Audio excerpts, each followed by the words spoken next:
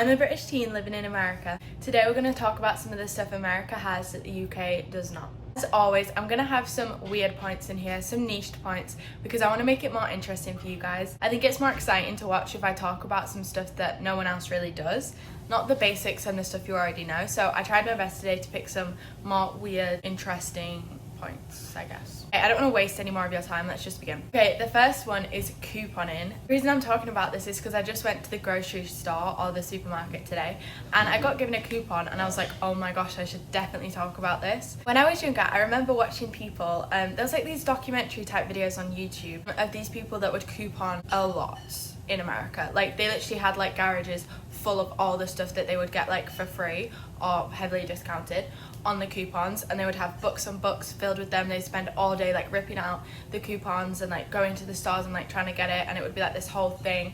And I remember one time like they got like a full, I think 3 or 4 like trolleys or shopping baskets full of food and was giving the coupons. It took the lady so long to scan them. At the end the total was like $2.50 and the lady had budgeted or expected the total to be under $2, so it was like this whole thing recounting everything, took like hours, all to save another 50 cents. So yeah, it's definitely not as extreme as that day to day here, but there definitely is coupons and it's not really a thing I'd ever experienced back home. So I mean, I'm not as up to date with them as I could be to actually save money. Like I always forget to use them or like don't look up how they work, don't find the ones for that week, whatever it is. But I know a lot of people do, and it's a really great way to kind of have more cost-effective supermarket shops because you don't have to take it to the extreme. You can use it in a more casual way and just save a little bit of money with it. So it's definitely a cool thing and something I need to kind of get more into, to be honest, save a little bit of money there. But let me know if anyone else, if you're from a different country, do they have coupons? If you're from America, do you use coupons? I want to know.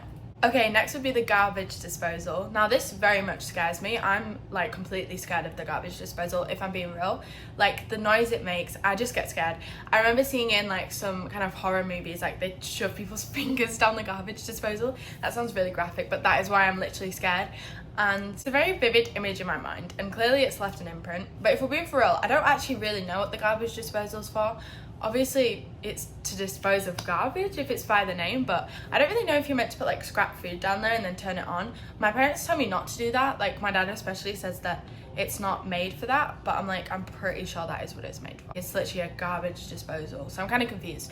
So if anyone knows how to actually properly use one that isn't gonna like clog up or mess up the drains or anything, I don't even know, just let me know because I still don't know what it's for. I'm assuming you just put scrap food down there, but like to what extent are you meant to do that? Like what can you put down there? What can you not? How much food can you do? Like I'm not really sure. Like do you have to like split it up so you don't put too much at one time? I'm clearly confused here, so any help would be appreciated. It's definitely not something we have in the UK. I've travelled to genuinely so many countries, and I think America is one of the only places I've ever seen it. So I don't know if it's just America that has them or anywhere else that does, but for me, I've never seen it anywhere else. And it is very common. I literally see it in every household. I've mentioned in other videos when we very first moved, we moved around a lot, so I've definitely experienced a lot of different houses in America, and I've literally seen it at every single one. So I think it's definitely something that is everywhere here. Okay, this is a funny one, but spray cheese. Like everything from here, it seems, I've seen it in the movies and I didn't think it was real or just not super common. But I see it in supermarkets and a lot of like my friends' households have them in their like pantry or whatever. And I actually don't know if I've tried it. Oh my goodness. I've lived here this long and I've not tried it. Next video, we're going to be trying spray cheese. No, I don't think I've tried it yet. But it's a funny concept, obviously. It's like kind of like a whipped cream can, but for cheese. The funniest bit about it is only half of it's cheese. So 51% of it is cheese. And the other 49 is whatever else, I don't even want to know. And I think the reason they do that is because it has to be over 50% of whatever they're calling it. So in this case, cheese. To call it spray cheese, because otherwise I don't think it's technically cheese. But is it really cheese if it's only 50%? I don't know. But yeah, I actually do want to know as well if you guys ever use that and if that's like a thing you commonly have and eat. Like what do you put it on? I'm assuming maybe crackers, but I'm not really sure. But is it actually nice? Like talking about this now, I can't believe I've never tried it. It'll be next on my bucket list to do here. Okay, finally is teeth. So there's a few different points I'm going to cover on this, but as you can tell, my teeth are pretty straight, and that is because I got pulled into the propaganda here. No, I'm joking. But I did get my braces done here, and I will say that the dental care here is definitely more thorough, and I would say of higher level. Obviously, I mean, I had to pay to get my braces done, which in the UK is I think it's like 50-50. Obviously you can pay to get it done, most people don't. But I will say, if I'm commenting on braces first of all, it is a lot better here. Back home, first of all, you had to get put on a wait list. I'm not sure if you still get put on that if you're paying for them, but I remember going to quite a few appointments and literally being told by the time I'd be able to get them, I'd be like 19. And obviously by that point, like, it takes a lot longer for braces to work because your teeth are kind of fully formed in their spot. Obviously when you're younger, it's easier to move them around and whatever. So I'm really glad I didn't have to wait that long because I'd have to have my braces on for so much longer. But it's not even that. I think certain things like expanders here, for example, I got an expander obviously to expand my palate and make my teeth fit in better. And I think in the UK they don't really do that unless you are super crowded, super crooked teeth. Otherwise they're just going to put braces on. And I know a lot of my friends and people that I know back home have had braces and their teeth look straight, but if you look from the side they're kind of booked out because they haven't made enough space, or in some cases dentists back home will just pull teeth.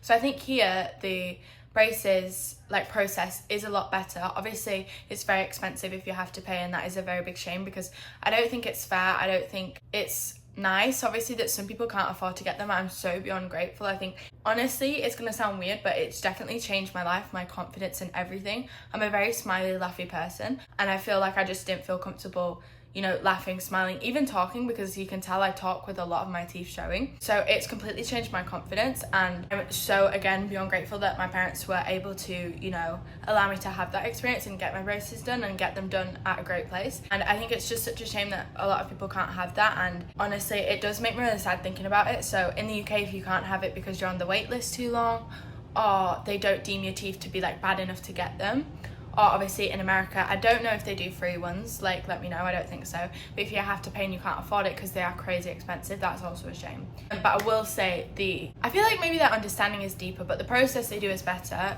results. But they also do, I think, like 2 rounds of braces. Usually when I first went to get my braces done, they'd asked me if I've ever had braces before or when was the last time I had braces. And I was like, my teeth are so wonky. I do not know why you're asking me that. Clearly I've not had braces before. They tell me a lot of people do in like elementary school or the younger years, get their first round of braces done and then come back and get another round of braces done. Explain that please. I don't understand. Do your teeth get wonky after that first round? What's the reason? I'm not really sure. But I think it's definitely a big stereotype, and one that is pretty true, that in America they focus a lot more on teeth, and it is a big stereotype for the UK that they don't focus on teeth. And I remember I got a lot of insults when I first moved here from people saying that they could tell I was British because of my teeth or whatever it may be, just kind of like slandering that a little bit, basically saying my teeth were horrible because I was from the UK. Not gonna go too deep into that, I don't really care, but it was definitely a thing I got said to me a lot and commented online a lot, because I think here it is such a big thing. Like every person I see has got either straight teeth, very white teeth, fake looking teeth, whatever it is. It's definitely a big focal point here. A lot of people do, especially in states like I visited, like California. They definitely do that a lot. I think in Florida as well, everyone's teeth was good. Other states have been kind of here and there, but those two definitely stand out to me. But I have actually read up about it online, and it is funny because although America, I think, is the country that spends the most money on teeth every year, their teeth aren't the healthiest though. I think it's looks wise, but the health wise is not always there, because I think it's a known fact that white teeth doesn't equal healthy teeth. If you do have slightly more yellow teeth, obviously to an extent, it is the enamel, which is obviously really important for like protecting the teeth. So it is funny that they spend so much money on teeth in America, but they don't have the healthiest teeth. I don't know, interesting fact. It is definitely something that everyone has and everyone focuses on here. And honestly, I'm not going to try to be a hypocrite. Like, I obviously care about how my teeth look. I've gone through braces and all that. I will say I'm not like obsessed with it to the point some other people are. Like, I would want to get my teeth whitened. I've never had them whitened, but I would never want them to look too pristine. And also another thing, when I got my braces off, was they asked me if I wanted to like shave my teeth down to make them perfectly straight, and I said no. I was like, I don't want them to look fake, I just wanted them to be a little more even in my mouth, if that makes sense. So it is something I think that is a big priority for a lot of people, and I think just looks in general, especially like I said, LA, Florida, probably New York. I've never been there, but just those states kind of stick out to me. So many other procedures people get done, because I think looks is a bigger thing here than it would be back home, but I'll talk about that in another video. Guys, that's all I'm going to talk about today. I've actually got my food waiting for me here, which my dad walked in halfway through, so I don't want it to go cold. So I'm going to eat that and I'm going to stop there, but there's definitely more points I could talk about, and I'm really enjoying sharing these ideas online. If you guys have anything you'd like to add, any of my questions you could answer, or just any video ideas or things you want me to discuss in later videos, please let me know in the comments. Do my best I can to read through as many of them as I can, and I love doing that, so I'd be really appreciative if anyone comments. Thank you for all the support on my recent videos, and I really hope to see you in my next one. Bye.